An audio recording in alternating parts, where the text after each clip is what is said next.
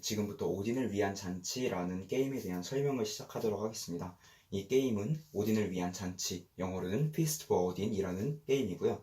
저희는 각자 여기 앞에 보이는 마을을 가지고 있는 바이킹이 한 시족이 되어서 자신이 마을을 가장 번영시키는 게임이다 그렇지만 결과적으로 게임이 끝났을 때 가장 많은 점수를 가지고 있는 사람이 승리하게 되는 그런 게임이고요. 총 게임은 7라운드 동안, 짧은 게임이라면 6라운드 동안 진행을 하겠지만 긴 게임을 기준으로 설명을 하고 있기 때문에 7라운드 동안 게임이 진행이 되는데요. 매 라운드는 12개의 페이지로 구성이 되어 있습니다. 즉 7라운드 동안 1번, 2번, 3번, 4번, 5, 6번, 그리고 7번까지 12개의 페이지를 마치고 나면 게임이 종료되게 되고 그때 가장 많은 점수를 가지고 있는 사람이 승리하게 됩니다. 그럼 지금부터 매 라운드의 12개의 페이지를 하나씩 순서대로 설명해 드리도록 하겠습니다. 총 7개의 라운드로 구성이 되어 있고요. 보시면 알겠지만 총 12개의 바이킹 미프를 가지고 시작하게 되는데 그 중에 7개는 여기에 있는 칸에 놓이게 되고 나머지 5마리가 가운데 판에 놓여서 사용할 수 있는 상태로 놓이게 됩니다.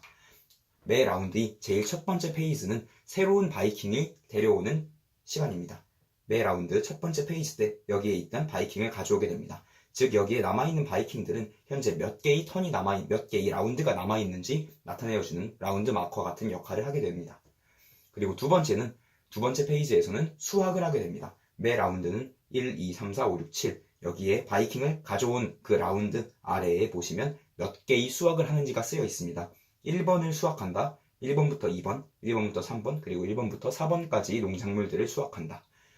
보시면은 이쪽에 있는 타일들은 아래에 보시면 숫자가 적혀 있습니다. 여기 중에서 1이라고 적혀 있는 것들을 모두 가져오면 되고 1부터 2가 적혀 있는 것을 모두 가져오면 되고 1부터 3, 1부터 4가 적혀 있는 것을 모두 가져오면 되는 것입니다. 첫 번째 라운드에 일어나는 수확 단계에서는 여기 있는 완두콩 한 접시, 그리고 아마 하나, 그리고 여기 있는 다른 콩 바구니를 하나씩 가져오게 됩니다. 즉 3개의 여기 있는 채소들을 가지고 게임을 시작하게 됩니다. 그리고 세 번째 페이지는 탐사판을 뒤집고 은화 놓기 페이지인데요. 수학과 마찬가지로 이번 라운드 아래쪽에 어떠한 탐사판을 뒤집어야 되는지가 나타나 있습니다. A, B, C, D가 각각 3, 4, 5, 6라운드에 뒤집히게 되는데 보시면 A, B, C, D 여기 아래쪽에 적혀 있는 것을 보실 수 있습니다. 해당 라운드가 시작될 때 3라운드라면 A를 뒤집고 나머지에 은화를 2개씩 올리면 되고요. 그 다음은 B를 뒤집고 2개씩 올리고 C를 뒤집고 2개 올리고 D를 뒤집고 2개 올리고 식으로 게임을 진행하시면 됩니다. 사실상 여기 보이는 12개의 페이지 중에서 5번 액션 페이지만을 제외하면 한 명의 플레이어가 모두 담당하면 되기 때문에 실제로 12개의 페이지는 굉장히 많아 보이지만 생각해야 될 것은 크게 많지 않습니다. 여기까지 탐사판을 뒤집고 은화 놓기 페이지를 마쳤다면 새로운 무기 뽑기 페이지로 넘어갑니다. 여기에 보시면 무기 덱이 있습니다. 뒷면이 빨간 것들이 무기 카드인데요. 이 중에서 모든 플레이어들에게 무기 카드를 한 장씩 주면 됩니다. 한 장을 받아보도록 하겠습니다. 모두 다 새로운 무기 카드를 뽑았다면 이제 본격적인 행동 페이지로 들어갑니다. 여기에 보이는 이 무스라고 불리는 이 미프를 가진 플레이어가 선 플레이어가 되고 선 플레이어부터 굉장히 기본적인 일꾼 놓기 시스템으로 게임을 진행하게 됩니다. 여기에 보이시는 여러 가지 액션 칸들 중에서 선 플레이어부터 일꾼을 놓고 해당 칸이 액션을 수행하면 됩니다. 일반적인 일꾼 놓기와 마찬가지로 일꾼을 배치하기 위해서는 반드시 그 아래 칸에 그려진 행동들을 할 수 있어야 하고 당연히 남이 들어가 있는 칸에는 상대편이 들어올 수 없습니다. 보시면 일꾼 놓기 칸은 크게 4개의 컬럼으로 구성이 되어 있습니다. 각 컬럼이 다른 점은 여기에선 바이킹을 1마리 놓으면 되는 칸이고 이쪽 칸들은 바이킹을 2마리 놓아야 들어갈 수 있는 칸이며 이쪽은 3마리, 마찬가지로 4마리를 놓으면 되는 칸입니다. 당연히 뒤쪽으로 가면 갈수록 액션들이 강력해지겠지만 그만큼 사용하게 되는 바이킹이 많아지기 때문에 효율성을 잘 따져보아야 할 것입니다. 이렇게 선 플레이어가 하나 두고 액션, 그 다음 플레이어 액션 하다가 더 이상 액션을 하고 싶지 않거나 혹은 바이킹이 떨어져 더 이상 액션을 할 수 없게 된 플레이어는 패스를 선언하게 됩니다. 패스를 선언했다면 바이킹이 남아있더라도 다른 액션들을 할 수 없고 모든 플레이어가 이러한 방식으로 패스를 하게 되면 행동 단계가 끝나게 됩니다. 그 다음에 새롭게 선 플레이어가 정해지게 되는데 이 게임에서는 선 플레이어를 정하는 칸 같은 게 있는 것이 아니라 제일 마지막으로 바이킹을 배치한 즉 하나하나 두 개 같은 자잘자잘한 칸을 많이 사용한 플레이어가 이제 여기 있는 토큰을 가져가고 새로운 선 플레이어가 되게 됩니다. 시작 플레이어까지 모두 정해지게 되었다면 그 다음 라운드는 수입입니다. 여기에 보이는 본거지판이라고 불리는 곳에는 손바닥 모양 위에 은화가 그려진 수입들이 있는데요. 현재 보이는 은화, 수입 중 가장 낮은 것을 기준으로 수입을 받으시면 됩니다. 만일 이러한 탐사판들을 가져왔다면 여기에도 수입이 그려져 있는데 여기도 마찬가지로 가장 가려지지 않은 것들 중에 가장 낮은 은화를 받으시면 됩니다.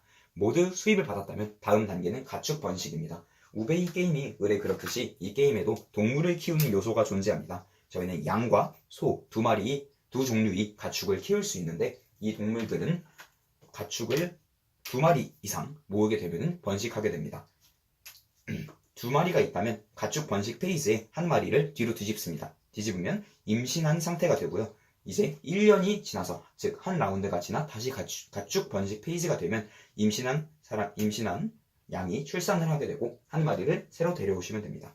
똑같은 규칙이 소에도 적용이 되게 됩니다. 그런데 이때 아무리 양이 많이 있더라도 이 중에서 단 1마리만 임신을 하게 됩니다. 10마리가 있다고 해서 2마리씩 쌍을 지어서 5마리가 임신하게 되는 것이 아니라 아무리 많아도 단 1마리만이 임신하고 그 다음 연도에 출산을 하게 됩니다. 간단하게 생각하시자면 각 우리 안에 암컷은 1마리만 있다고 생각하시면 이해가 편할 것 같습니다. 가축 번식 페이지가 끝났다면 다음은 연회 페이지로 넘어가게 되는데 우베 게임이 을에 그렇듯이 여기에 보이시는 밥을 먹여야 하는 그런 단계가 있습니다. 연회에서는 여기에 현재 남아있는 태어나지 않은 바이킹이 아닌 이번에 태어난 사람들만큼이 밥을 주어야 하는데요. 여기에 밥을 주는 규칙이 여기에 간단하게 소개가 되어 있습니다. 지금 이쪽에 보이시는 트레이를 보시면 굉장히 많은 타일들이 들어있는데 이 타일들에 대한 간단한 설명을 먼저 드리도록 하겠습니다. 각 타일들은 이렇게 컬럼별로 같은 사이즈를 가지고 있습니다. 똑같이 2+1 사이즈이지만 색깔이 다른 형태를 그런 모양을 가지고 있고요. 가장 아래쪽에는 이렇게 주황색을 띠는 물건들이 들어있습니다. 주황색들은 바로 농업 생산물이라고 생각하시면 되고요. 콩이나 아마라던가 곡물 이런 것들이 들어있습니다. 그 다음 빨간색은 이제 동물성 식품이라고 생각하시면 되고요. 벌꿀 술이라던가 우유, 고기 같은 것들이 들어있습니다. 그 다음은 초록색은 이제 공예품, 크래프트를 의미합니다. 마지막 파란색은 이제 공예품을 더 가공해서 만든 그 럭셔리, 우리 뭐라고 부르지 한국말로? 사치품이라고 번역되어 있습니다. 이렇게 모든 상품들이 4가지 종류가 있고 하지만 크기는 항상 같다는 것을 생각해 두시고요. 자, 저희가 아무리 사치품이 좋다고 해도 바이킹들이 먹을 수 있는 것은 식품으로 한정되어 있습니다. 여기에 보시면 주황색인 이제 농산품이나 혹은 빨간색인 동물성 식품 이 2가지 음식만을 여기에 먹일 수 있는데요. 바이킹들은 굉장히 식성이 독특하기 때문에 까다로워요. 굉장히 까다로워서 동물성 식품을 2개 연속으로 먹이거나 식물성 식품을 2개 연속으로 먹일 수 없습니다. 반드시 그 사이에 1가지 이상이 다른 물건이 끼어 있어야 하고요. 그리고 바이킹들은 굉장히 식성이 매우 까다롭기 때문에 자신들이 건강을 굉장히 챙겨서 같은 음식을 2개 주게 된다면 이 중에 하나를 제외한 나머지들은 모두 세로로 세워서 비효율적인 식사를 제공하게 됩니다. 즉 최대한 다양한 식단으로 구성을 하는 것이 좋고요. 만일 이러한 경우에 이러면 둘 수 없지 않느냐라고 생각을 하실 수 있는데 자신이 원한다면 언제든지 세로로 세워서 한 칸만을 먹일 수도 있습니다. 반드시 여기 안에 있는 현재 먹는 인구만큼이 식사를 제공을 하셔야 하고요. 이것보다 많이 제공할 수 없습니다. 만일 어떠한 방법으로라도 여기에 식사를 제공할 수 없다면 비는 칸 하나마다 마이너스 3점씩이 감점을 받게 되고요. 그리고 여기에서는 이런 동물성 식품 또는 식물성 식품뿐만 아니라 돈을 이용해서 밥을 먹일 수도 있습니다. 돈은 이 게임에서 만능 자원처럼 사용되기 때문에 어떠한 칸이든 사실상 세울 수 있다고 생각하시면 됩니다. 이렇게 돈을 이용한 것도 떨어져 있는 것이기 때문에 식물성 돈, 식물성 식품 이렇게 놓아도 성공적으로 식사를 제공한 것이 됩니다. 이렇게 연애 단계가 모두 마쳤다면 여기에 두었던 물건들을 모두 버리고 다음 페이지는 특별 상여입니다. 특별 상여는 저희가 수입에서는 돈을 받지만 특별 상여에서는 이제 그것과 마찬가지로 자원을 받게 되는데요. 자원을 받기 위해서는 수입은 이렇게 수입을 가리면 되지만 특별 상여를 받기 위해서는 특별 상여 칸을 이렇게 주변이 모든 칸들이 점유되어 있도록 주변을 감싸면 이제 특별 상여 페이지마다 여기에 있는 그 물건들을 받을 수 있습니다.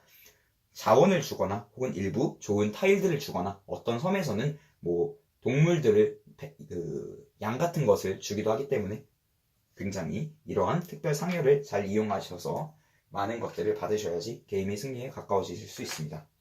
그 다음은 산맥 상태 갱신하고 새로운 산맥 놓기라는 단계입니다. 여기에 보시면 지금은 차있지 않지만 게임 세팅 때 여기에 산맥 스트립 2개를 열고 거기에 있는 모든 자원들을 채우게 되는데요.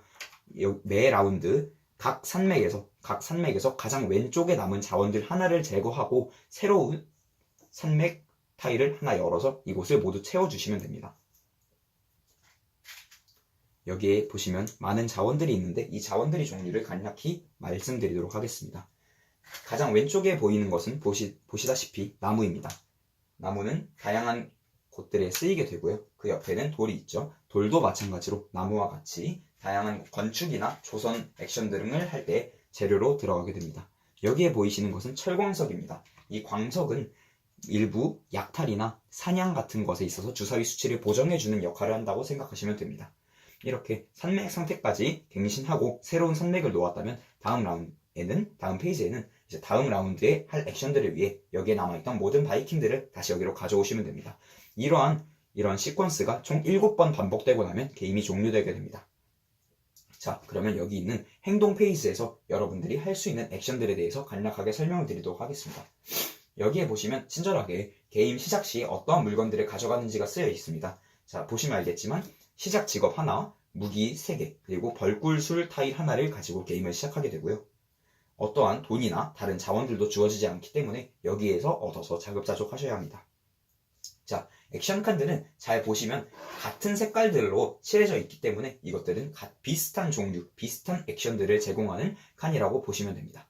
위에부터 순서대로 설명드리도록 하겠습니다. 위쪽은 건축입니다. 여기 있는 자원을 내고 그에 해당하는 건물 타일들을 자신 앞에 가져오시면 됩니다. 이때 딱 한 번만 할 수 있습니다. 나무가 4개 있다고 2개 내고 2개를 가져올 수 없고 가는 순간 딱 한 번 교환을 할 수 있습니다. 비율대로 교환하는 것이 아닙니다.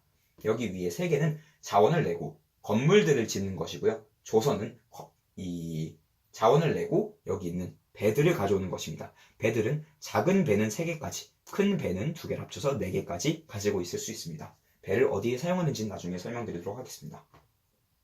그 다음은 수렵인데 수렵은 잠시 어렵기 때문에 아래쪽을 먼저 설명하고 다시 올라오도록 하겠습니다. 가축 시장에서는 자신이 일꾼이 가서 이것을 돈을 낸다는 뜻입니다. 지갑을 털고 있는 모양. 돈을 내고 해당하는 것을 받으면 됩니다. 받고 내고 받고 여기 있는 주간시장에선 가서 그냥 받으시면 됩니다. 축산물에서는 자신이 가지고 있는 소나 양의 수에 따라서 어떠한 상품들을 받게 됩니다. 소가 1마리라면 우유를 하나 짜고 2마리라면 2개, 3마리라면 3개. 여기도 마찬가지로 양이 1마리 있다면 양모를 하나 깎고 2개, 3개. 여기도 마찬가지입니다.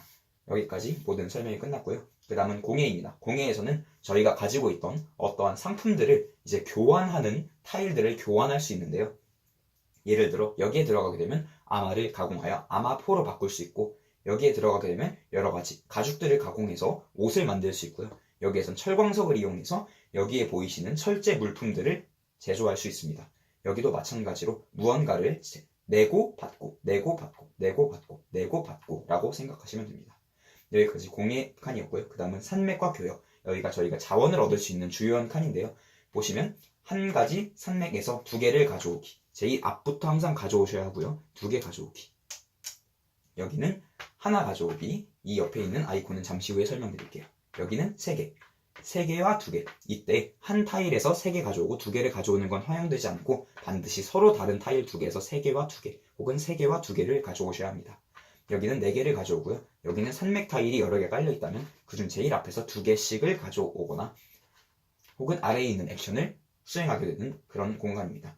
이렇게 되어 있는 것들은 모두 산맥에서 자원을 가져오는데 앞에서부터 가져와야 한다는 걸 명심해 주시고요. 여기에서는 플레이어 수만큼이 나무와 광석 하나를 받게 되는 공간입니다. 그리고 이제 여기에 보이시는 것들을 설명드릴 텐데 이들은 이제 업그레이드라고 보시면 됩니다. 아까 말씀드렸다시피 타일이 크기는 항상 같지만 색깔을 바꿀 수 있다는 것을 눈치채셨을 것입니다. 가장 낮은 농산품, 그 다음이 빨간색인 동물성 식품, 그 다음이 이제 녹색 상품들, 그 다음이 파란색 귀중품들, 이렇게 사치품들, 이렇게 4가지 단계가 있는데 여기에서는 한 단계의 업그레이드를 한 번 수행한다. 한 단계의 업그레이드를 4번, 3번, 2번, 1번 수행한다 라는 뜻이고요. 여기는 2번의 업그레이드를 2번, 3번 수행한다 라는 뜻입니다. 당연히 이게 이렇게 다르게 적혀 있다는 것을 보시면 알 수 있겠지만 여기에 갔을 때에는 4가지의 물품을 한 단계씩 올려야지 하나의 물품을 3단계, 2단계 올리는 것은 허용되지 않습니다. 오직 이 공간에서만 2단계를 업그레이드 할 수 있습니다. 여기까지 모든 업그레이드에 대한 설명을 마쳤습니다. 다음은 항해인데요. 항해에서는 여기에 보이는 파란색 칸은 파란색 돛을 달고 있는 배가 필요합니다. 이 배는 나르라고 불리는 상선이고요. 그 다음 여기에 빨간색 공간은 여기에 보이시는 빨간 돛을 달고 있는 배가 필요합니다. 이 배는 드라카르라고 불리는, 카드에 보시면 이름이 적혀 있고요. 드라카르라고 불리는 전투용 함선이라고 생각하시면 될 것 같습니다. 이 칸들은 반드시 이러한 배들이 있어야만, 자신이 이 배를 가지고 있어야만 이 칸에 들어갈 수 있는 전제 조건을 충족한 것이 됩니다. 자, 여기 있는 칸을 설명하기 전에 잠시 아까 설명해드렸던 수렵 칸으로 다시 넘어오도록 하겠습니다. 수렵 칸들은 모두 동일한 메커니즘을 가지고 있고 어떤 것을 내고 어떤 것을 받을 수 있는지만 다르기 때문에 한 가지를 예시로 들어 설명드리도록 하겠습니다. 제일 앞쪽에 있는 사냥에서는 활과 나무를 이용하여 사냥을 하게 되고요. 여기에 있는 함정 놓기에서는 똑같지만 나무와 덫을 이용하게 되고요. 여기 있는 두 개의 포경 칸에서는 다 똑같지만 나무와 창을 이용하게 된다는 점만 다를 뿐입니다. 여기 있는 모든 사냥들은 주사위를 이용하게 되는데 앞에 보이시는 3개의 칸은 8면체 주사위, 그 뒤에 2가지 칸은 12면체 주사위를 이용해 사냥을 하게 됩니다. 여기에 사냥 칸에 들어가게 되면 즉시 주사위를 굴립니다. 그 후에 여기에 있는 주사위 숫자에 만족한다면 주사위 굴리기를 멈출 수 있고 혹은 계속하고 싶다면 다시 굴릴 수 있습니다. 이렇게 다시 굴리는 기회는 최대 2번까지, 즉 총 3번이 주사위 굴림까지 할 수 있고 만일 마지막 주사위 굴림에도 만족하지 못했다면 이 액션은 더 이상 주사위를 굴릴 수 없게 됩니다. 자, 이 굴린 숫자는 저희가 잡으려는 동물이 세기를 나타냅니다. 그렇기 때문에 저희는 이 세기만큼, 즉 이 수만큼 여기에서 필요로 하는 무기, 활이나 나무를 제공해야 저희가 이 동물을 성공적으로 사냥할 수 있습니다. 지금 1이 나왔다고 가정해 본다면 활 하나를 지불하면 저희는 사냥에 성공한 것이 되고 이것들을 받을 수 있습니다. 만일 너무 높은 수가 나와 성공할 수 없거나 혹은 적절한 수가 나왔지만 이번에 성공하지 않고 전략적으로 실패하는 것이 이득이라고 판단될 경우 실패를 선언할 수 있습니다. 이렇게 할 경우에 성공했을 경우에 여기 있는 것을 받지만 실패했을 경우에 여기 옆에 있는 것을 보상의 의미에서 하나씩 돌려받게 됩니다. 나무 하나와 활 하나를 돌려받고요. 함정 놓기나 포경에서는 여기에 들어간 여러 명의 바이킹 중에서 1명 또는 2명을 다시 사용할 수 있는 바이킹으로 돌려놓을 수 있는 이점이 있습니다. 여기 있는 모든 설명들이 이렇게 설명이 되었고요. 포경은 고래는 이제 스케일이 크기 때문에 좀 더 큰 주사위 수가 나올 수 있는 12면체 주사위를 사용하게 됩니다. 그렇기 때문에 고래에는 이제 보정을 해줄 수 있는 장치가 존재하는데요. 여기 있는 고래잡이 배가 그것입니다. 고래잡이 배가 당연히 한 마리는 있어야 그 고래 사냥을 하러 나갈 수가 있겠죠. 그리고 고래 사냥을 할 때 보시면 철광석이 그려져 있습니다. 고래를 잡을 때에는 창과 나무뿐만 아니라 여기에 그려져 있는 철광석까지 합산을 하여 수를 계산할 수 있습니다. 예를 들어 철광석이 이렇게 있는 상태에서 주사위가 4가 나왔다면 1, 2 거기에다가 창 하나와 나무 하나를 제공하면 총합이 4가 되어 포경을 성공하게 됩니다. 여기까지 모든 포경 수력 액션의 설명을 마쳤습니다. 여기에서 한 가지만 더 설명을 드리자면 첫 번째 칸에선 배를 3개까지 사용할 수 있는데 반해서 4번째 칸에서는 아무리 배가 많더라도 그 중에 한 배에 실려있는 그 철광석만을 사용할 수 있다는 점이 다릅니다. 이제 수렵을 마쳤으니 아래에 있는 항해에 대한 설명을 드리도록 하겠습니다. 여기는 이제 상업선, 즉 나르를 가지고 있어야 할 수 있는 액션입니다. 보시면 쓰여있죠. 여기에 들어가게 되면 1원을 지불한 후에 자신이 가지고 있는 녹색 토큰들을 원하는 만큼 한 단계 업그레이드 시킬 수 있습니다. 이때 그러면 이렇게 생각하실 수 있습니다. 이 토큰이 4개 있으면 이걸 모두 업그레이드 하면 되겠구나 라고 생각하실 수 있겠지만, 보시면 같지 않다는 표현이 그려져 있습니다. 즉 다른 종류의 파란색, 녹색 토큰들을 하나씩 업그레이드 할 수 있는 것입니다. 한 가지 종류가 아무리 많다고 해도 그 중에 단 하나만 업그레이드 할 수 있는 것을 알아주시면 좋을 것 같습니다. 두 번째 칸도 정확히 똑같은 곳이고요. 여기에선 이제 해외로 나가 돈을 주고 여기 있는 값진 가공품들을 사오는 액션입니다. 마찬가지로 나르를 가지고 있다면 할 수 있고요. 최대 2개까지 여기에 적혀있는 비용을 내고 사올 수 있습니다. 이렇게 2개를 구매하게 된다면 2원과 5원, 총 7원을 지불하고 2개의 타일을 가져와 개인 저장고에 두시면 됩니다. 여기까지 나르 액션이 모두 끝났고요. 그 다음은 드라카르 액션을 설명드리도록 하겠습니다. 여기에 있는 3가지는 위에 있는 사냥과 비슷한 방법으로 이루어지게 됩니다. 드라카르는 전투선이기 때문에 말 그대로 나가서 습격을 하거나 약탈을 해서 여기에 있는 상대편들이 귀중품들을, 상대편이 아니라 저장고에 있는 귀중품들을 가져오는 액션입니다. 이곳에선 가서 주사위로 굴리게 되는데, 첫 번째 칸에서는 조금 규모가 작은 8면체 주사위를 사용하는 습격을 하게 되고요. 두 번째와 세 번째에서는 12면체 주사위를 사용하는 약탈을 하게 됩니다. 보시면 알겠지만 여기에선 철광석 보정이 들어가지 않지만 뒤에서는 철광석으로 보정을 할 수 있습니다. 이곳에서 굴리게 되는 주사위는 저희의 무력을 나타냅니다. 즉 이게 높으면 높을수록 더 강한 무력으로 들어가서 더 값비싼 물건들을 가져올 수 있다고 생각하시면 됩니다. 즉 숫자가 높을수록 더 좋은 것입니다. 들어간 후에 주사위를 아까와 마찬가지로 총 3번까지 굴림 기회를 가진 후 거기에 원하는 만큼 장검 또는 돌을 지불하여 수치에 플러스 1씩을 더할 수 있으며, 여기에 있는 철광석 하나당 자신이 수치를 하나씩 보정할 수 있습니다. 이렇게 더해서 최종적으로 나온 수치 예를 들어서 12 더하기 13 더하기 14라고 가정을 해보겠습니다. 14 이하의 무력, 여기에 있는 무력 수치가 적혀 있는데 14 이하의 물품 하나를 가져오시면 됩니다. 여기뿐만 아니라 여기에 보이는 파란색 귀중품들에도 무력 수치가 적혀 있습니다. 가져와서 자신이 개인 저장고에 놓으시면 됩니다. 완전히 똑같은 액션이고요. 이곳엔 드라카르 2개가 필요한 대신에 들어가는 순간 즉시 12칸짜리 가장 값비싼 이 물건을 가지고 오게 됩니다. 자, 그 다음은 이제 여기에 보이시는 그 항해에서 자신이 식민지를 개척하는 액션을 설명드리겠습니다. 다 똑같지만 이제 필요로 하는 배가 다르게 되고요. 뒤로 갈수록 더 고급성, 비싼 섬들을 가져올 수 있게 되는 점만 다릅니다. 들어가서 셰틀란드 또는 페로 제도를, 제가 배를 가지고 있기 때문에 가져올 수 있습니다. 요거 둘 중에 하나를 가져오시면 되고요. 얘들은 뒤집게 되면은 이름이 바뀌게 됩니다. 여기에 보이시는 3가지 액션은 이제 이민을 보내는 액션입니다. 여기에 보내면 새로운 땅으로 우리 바이킹들은 이주 보낼 수 있는데, 가지고 있는 배 중에 하나를 뒤집어서 여기 칸에 올려두시면 됩니다. 이제 바이킹들이 다른 땅으로 가서 여기에서 식사를 하지 않기 때문에 먹여야 하는 밥이 줄어든 걸 볼 수 있습니다. 당연히 높은 점수도 제공합니다. 이때 철광석이 있는 배를 뒤집게 된다면 해당 철광석은 사라지게 됩니다. 그런데 이주의 비용이 적혀 있습니다. 이주의 비용은 물음표로 표시되어 있는데, 즉 라운드마다 그때그때 다르다는 것을 의미합니다. 1라운드엔 1원, 2라운드엔 2원, 3라운드엔 3원, 이렇게 7라운드에는 7원이 비용을 가지고 있습니다. 마지막 4번째 칸에서는 들어가게 되면은 여기 있는 포경선을 바로 나르로 업그레이드 한 후 바로 그 나르를 또한 포함해서 가지고 있는 배를 즉시 이미 보낼 수 있는 칸입니다.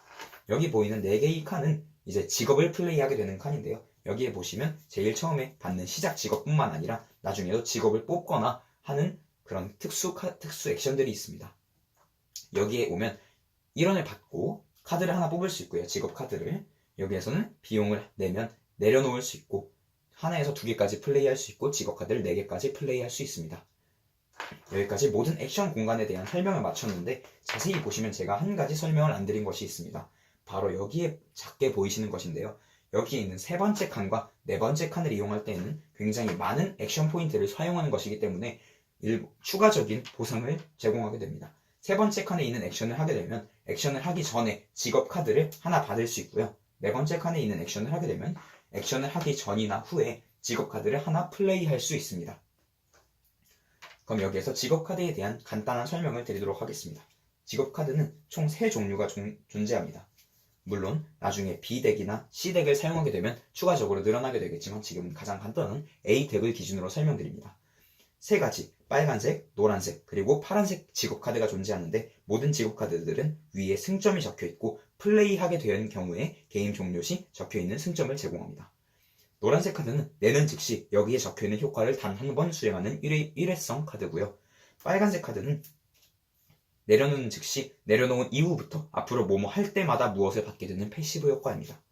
파란색은 내려놓게 되면 자신 차례 언제든지 프리 액션으로 위 것을 아래 것으로 교환할 수 있게 되는 그런 능력을 제공하는 카드입니다. 이렇게 직업 카드들을 잘 이용하셔서 더 효율적인 액션을 하셔야 승리를 할 수 있겠죠. 직업 카드는 당연히 내려놓기 전에 손에 들고 있는 상태에선 어떠한 효과도 발휘하지 못합니다. 여기까지 모두 액션 단계에 대한 모든 설명을 마쳤습니다. 이제 2가지만 더 설명을 드리면 될 것 같은데요. 첫 번째로 타일에 대한 배치 규칙부터 설명을 드리도록 하겠습니다.